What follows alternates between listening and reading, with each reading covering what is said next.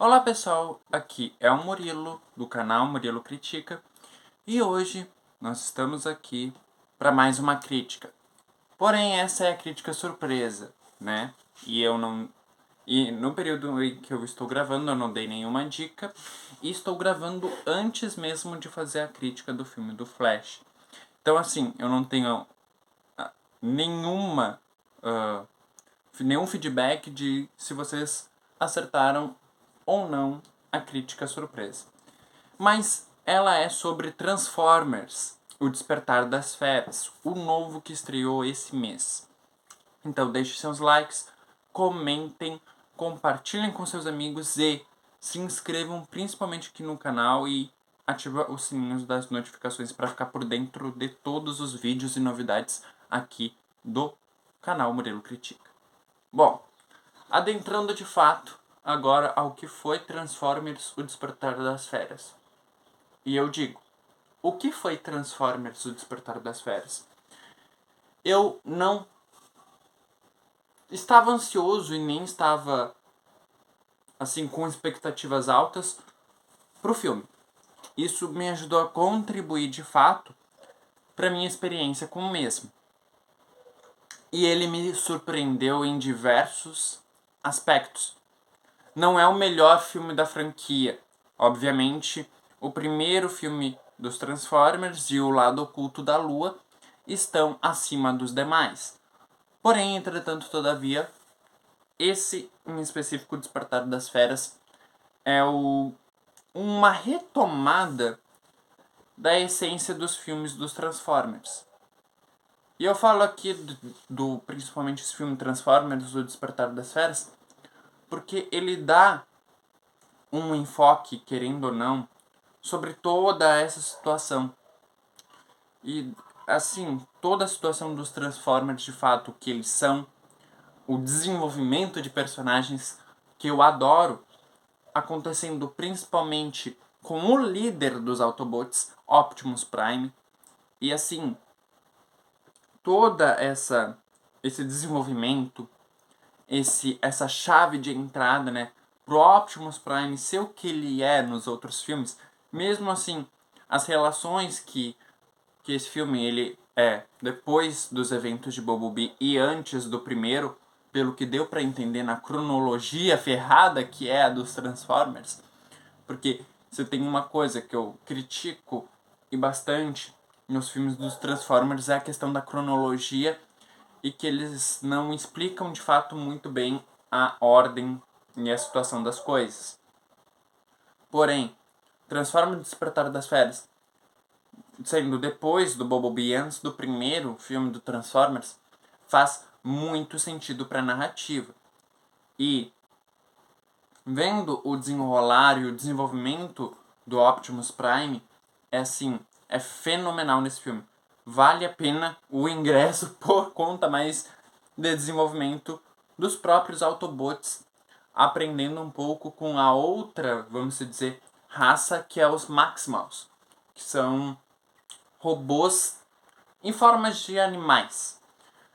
E assim, a história, a narrativa do filme é que uma nova ameaça, que obviamente é capaz de destruir todo o planeta, é tipo Indiana Jones. Esse filme tem muito do viés Indiana Jones, porque ele tem uma chave que é capaz de despertar um mega ultra vilão do além e os capangas do vilão, do maior vilão, vão lá, tentam pegar a chave e os Autobots e os Maximals têm que defender. Resumindo, é isso. E essa nova ameaça, chamada de Unicron, é capaz de devorar planetas. Então, automaticamente, se tu for analisar toda a ordem cronológica, isso não vai acontecer. Porém, contudo, entretanto, todavia, a gente tem certos plot twists de narrativa e crossovers ainda que eu não esperava. Tá? E esses crossovers que eu não esperava me fizeram pum, abrir a mente. Porque sim, não é com Velozes e Furiosos, tá, o crossover. Não chegaram a esse nível ainda. Não se preocupem. Não estamos nesse nível. Mas faz sentido por um lado e faz um tanto quanto que não por outro. Porque o filme em si dos Transformers tem muito background por trás, tem muita coisa, tem muita história por trás da própria narração, vamos dizer assim. Trata sobre proteger o seu próprio povo a qualquer custo. Isso tanto pelos fatos dos Autobots, isso tanto pelos fatos dos Maximals, isso tanto pelos fatos dos próprios humanos. Todos são egoístas em perceber que estão focando apenas em seus próprios interesses. E no final eles têm que unir esses interesses em um único para salvar de fato o planeta em que eles vivem, que é o planeta em comum deles. E quando a gente, na verdade, analisa todo o viés dos Transformers, os antigos lá, os primeiros, a gente já percebe um desenvolvimento do Optimus em confiar nos humanos. Detalhe. E a narrativa aqui, ela permeia em como o Optimus confiou nos humanos. Porque ele não confiava. Nesse filme ele começou a confiar. E a gente entende muito do pano de fundo da história. E o pano de fundo da história desse filme é fenomenal, tá? Murilo, quais são, assim, agora tu só apontou coisas positivas, né? 6 minutos, quase 7, só de coisas positivas. Pois bem, tem coisas negativas também, tá? São, assim, sincronias com os outros e furos de roteiro, assim, que... poderia ter feito de tal modo, ele poderia ter feito de outras maneiras, mas que sim atrapalham o filme, tá? É tipo, do nada os Maximals ficaram escondidos e não interviram em nenhum outro evento dos Transformers depois. Tudo bem, né? Tudo bem. Do nada, tipo, tem uma chave, um vilão mega poderoso que teve antes do Megatron. Ninguém falou de eventos que, tipo, todo mundo viu, mas... beleza. Os eventos de Chicago lá que contam. Mas... esses pequenos detalhes e furos cronológicos que ferram com as coisas. E que, tipo assim, decrescem muito a nota. Tá?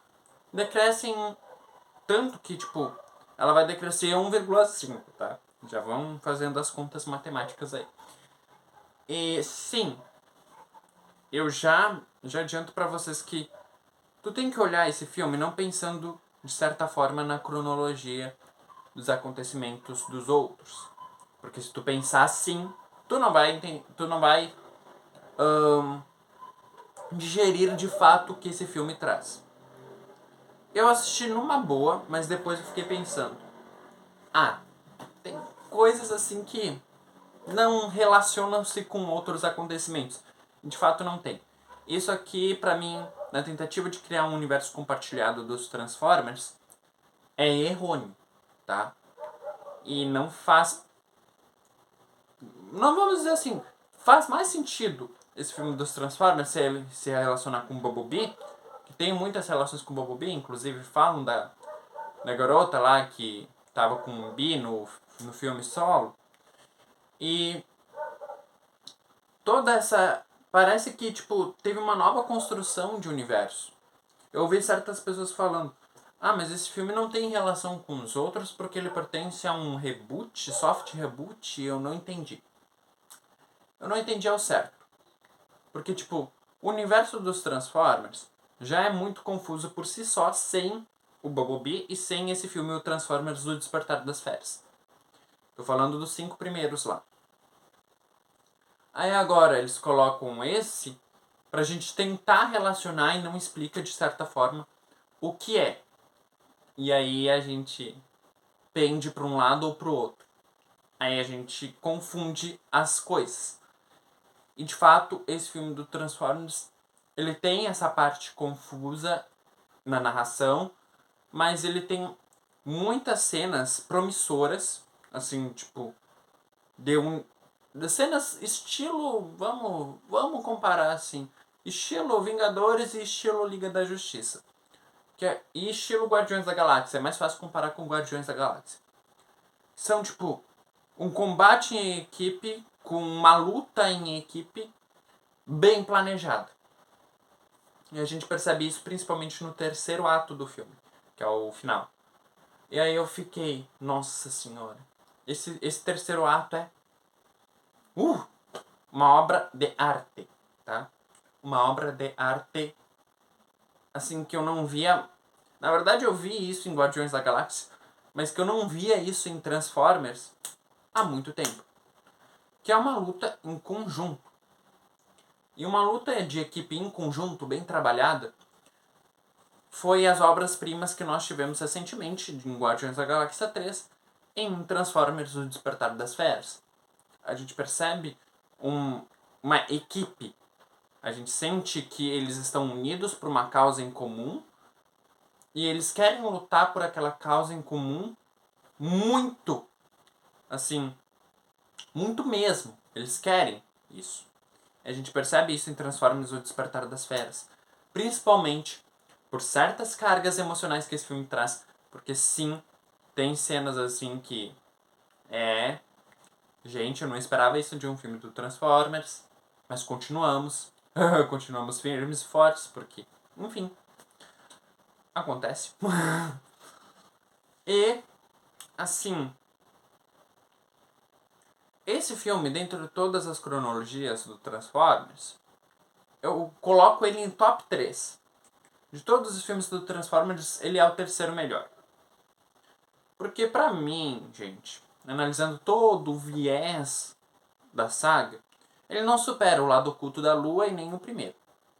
Lá, o primeiro dos Transformers. Ele supera, sim, a Vingança dos Derrotados, ele supera, sim, a Era da Extinção, ele supera, sim, o Último Cavaleiro, e ele supera, sim, o filme do Bumblebee, tá? E toda a análise que eu permeio, obviamente, por conta dos outros filmes e das outras obras cinematográficas que Transformers possui. E, tipo, o acréscimo, eu tenho que falar também desse filme, o acréscimo de novos personagens, meu Deus. O Mirage. O que é o Mirage? O Mirage, ele é do mesmo nível do Bumblebee, sem exagero. É do mesmo nível do Bumblebee para um pouquinho a mais. Eu gostei muito, mas muito do Mirage. O Mirage, ele merece assim, tipo... Tá, enfim, o que aconteceu com ele faz sentido, né, não ter nos outros filmes. Mas ele merecia muito mais foco. O Miragem, ele tem... É literalmente uma miragem. Porque ele é muito bom no filme. E ele é, assim... Ele vai ter muita importância, principalmente pro personagem do Noah, que é o humano da vez aqui, não é o outro carinha lá, que eu não vou me lembrar o nome. Mas ele é o humano da vez, esse Noah, que é interpretado pelo Anthony Ramos. E sim, está de parabéns também pela sua atuação, Anthony Ramos, que tu conseguiu, de fato, trazer uma essência de um personagem humano que luta pelos próprios interesses também, mas que aprendeu junto com o Optimus a união de outras raças diferentes também pode gerar uma força maior. E é isso que esse filme trata muito bem. Outras ressalvas, tá? A Lisa Kirst como a Helena, né? Helena? É a Helena. Está de parabéns, tá? Também conseguiu trazer mais... Na verdade, é ela quem trouxe a humanidade junto com o Noah, só que de uma forma mais... como eu posso dizer? Tipo, nós temos que se unir também a eles. Porque ela que foi decisória para a decisão do Noah em tirar um pouco dos seus próprios interesses em proteger o seu povo, para também tentar fazer isso com todos. Com Maximals, com Autobots, enfim. Tem mais, só que os outros que eu nasci são do mal, então a gente não pode relevar, né? Mas enfim, esse filme dos Transformers tem uma nota 8,5, tá? Como eu já falei, se tu tentar permear pelas lógicas da cronologia, esse filme tem muita coisa errada. Mas muitas dessas coisas erradas eles estão falando para um soft reboot. Assim, se for falando para um soft reboot, a nota pode aumentar sim de fato. Mas eu não acho, tá, que um soft reboot resolveria toda a situação. Eu acho que a lógica ela pode ainda ser mudada com mais um filme e se encaixar com os outros. Ainda dá tempo de fazer isso. E o crossover no final, meu Deus, abriu a minha cabeça. De fato, eu não esperava que eles fizessem esse crossover. E eu fico muito feliz que a Paramount e toda a situação está se envolvendo muito com isso. Então, eu vejo vocês no próximo mês, que é o mês de julho. Até lá!